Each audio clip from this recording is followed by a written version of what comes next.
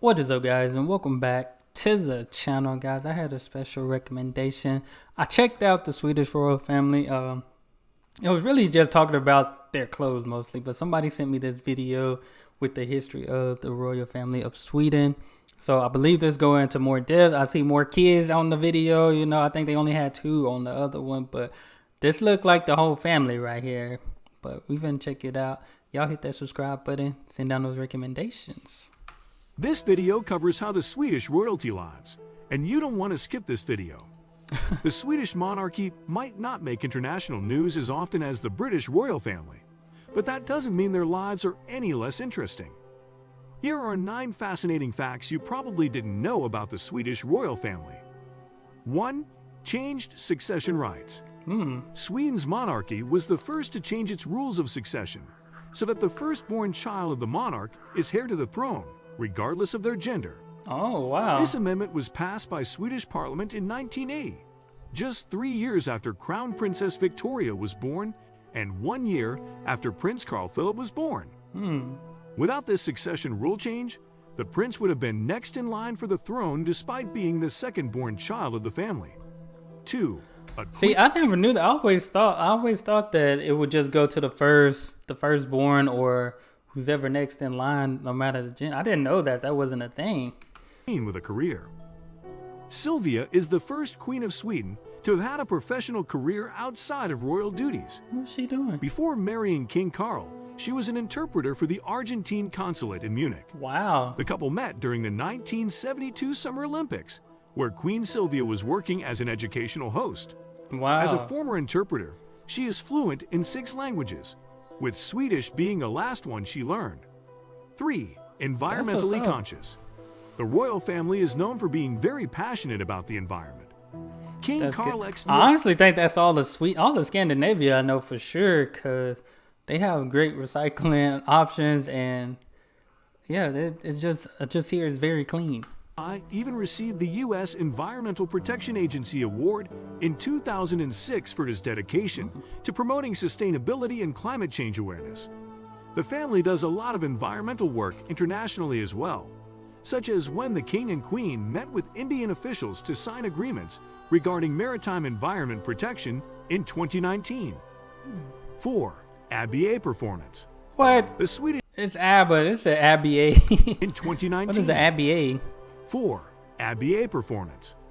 The Swedish pop band ABBA's first live performance of their hit song Dancing Queen was at a gala in the King and Queen's honor the night before their wedding.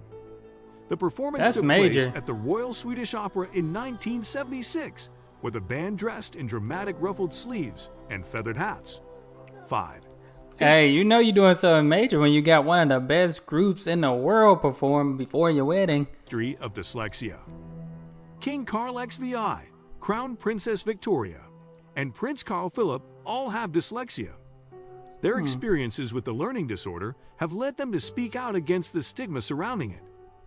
Prince Carl Philip in particular is a patron of the Dyslexia Association in Sweden and has opened up about his struggles in school and being labeled as unintelligent because of his dyslexia. Sometimes I be thinking, maybe a bunch of kids that may be dyslexic but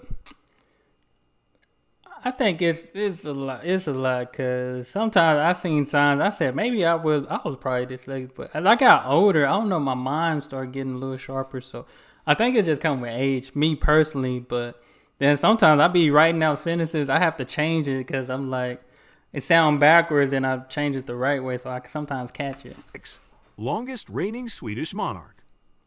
The current king of Sweden, Carl XVI Gustaf, ascended the throne in 1973 when he was 27 years old. He has been king for 48 years, thus making him the longest reigning monarch in Swedish history.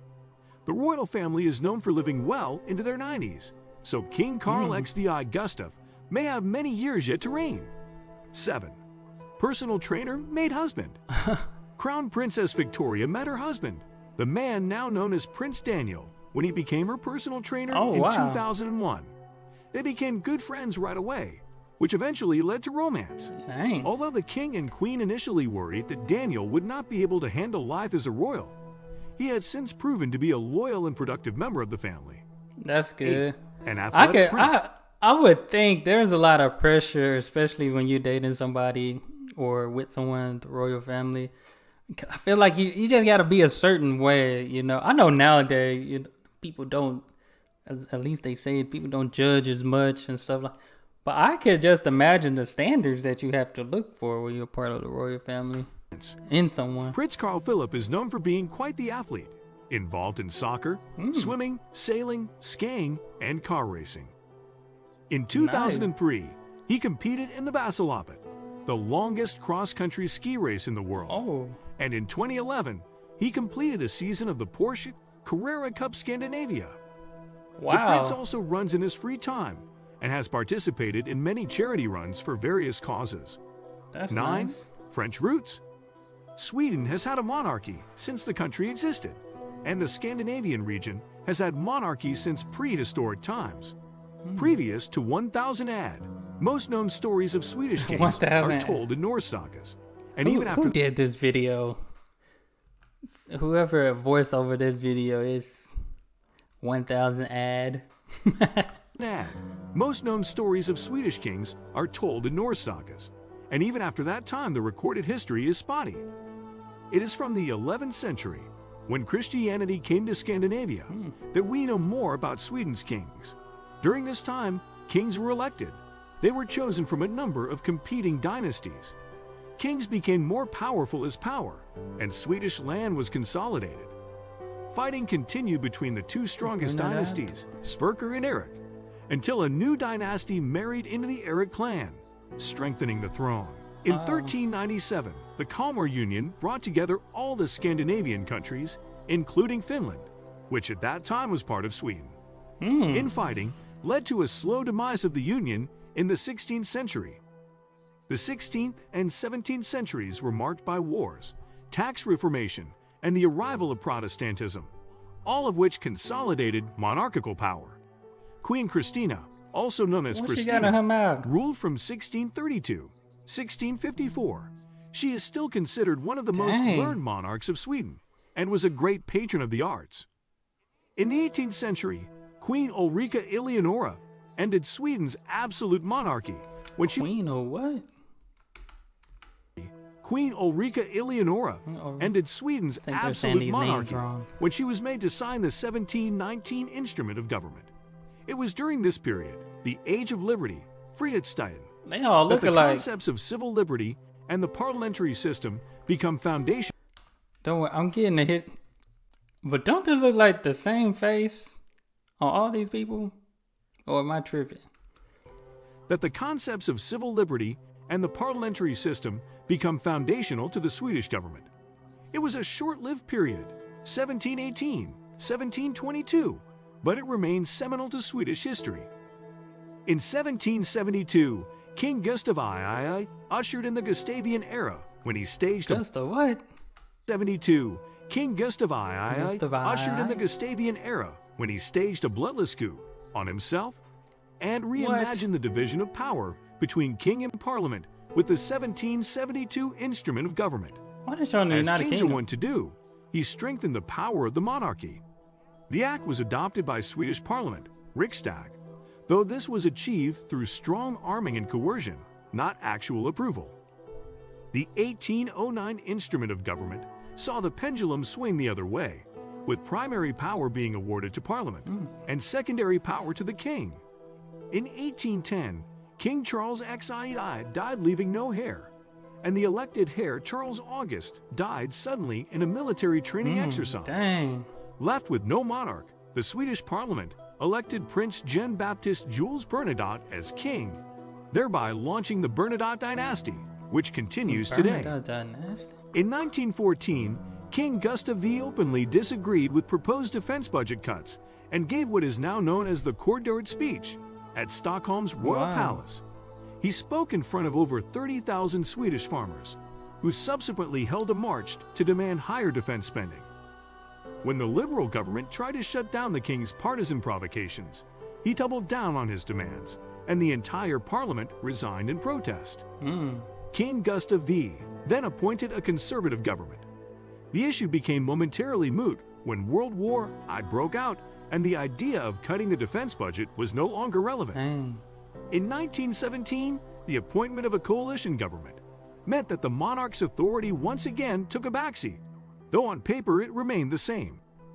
While there is some evidence that King Gustav V was friendly with members of the Nazi Party and even approved of some of Hitler's policies, he also appealed to the leaders of Hungary to save their Jewish population.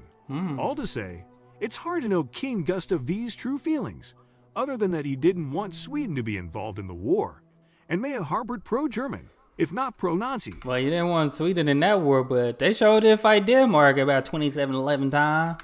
Sympathies, as his wife was German. When Gustav V died in 1950, his son Gustav V I Adolf ascended to the throne.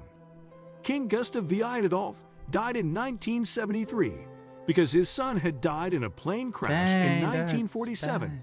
Gustav V I Adolf's grandson Karl XVI Gustav became king at the age of 27. And still the king today. Karl XVI Gustav remains king today. What do you think about our video? Let me... Dang, they started off showing the now, then that history, man, they went all the way back, but it led us to the now. He's still the king. But I always find it interesting because, like, of course, here in the States, I mean, we don't have royal families and stuff. We just have the president and the first lady. That's all we have, you know. But most times their life's interesting. Most times they're not. But the royal family, to me, I feel like it's very interesting considering, like, it's more history behind it. You know, it goes from decades to decades to decades. Versus here in the United States, you know, it's not that much history behind our presidents. So that's why I find it interesting, family. But I still think it would be tough to be a part of a royal family, to even get a shot, especially if you are trying to date somebody in a royal family. Like, I feel like your standards will have to change. But then again, it just comes with the type of person you are, you know. But appreciate you guys for sending me this one. Definitely want to learn more. I think somebody sent me one about Norway's royal family, so I'm going to check that out as well. But y'all make sure y'all hit that subscribe button. Send me more video suggestions. And y'all be blessed, be the best, and be you. I'm out.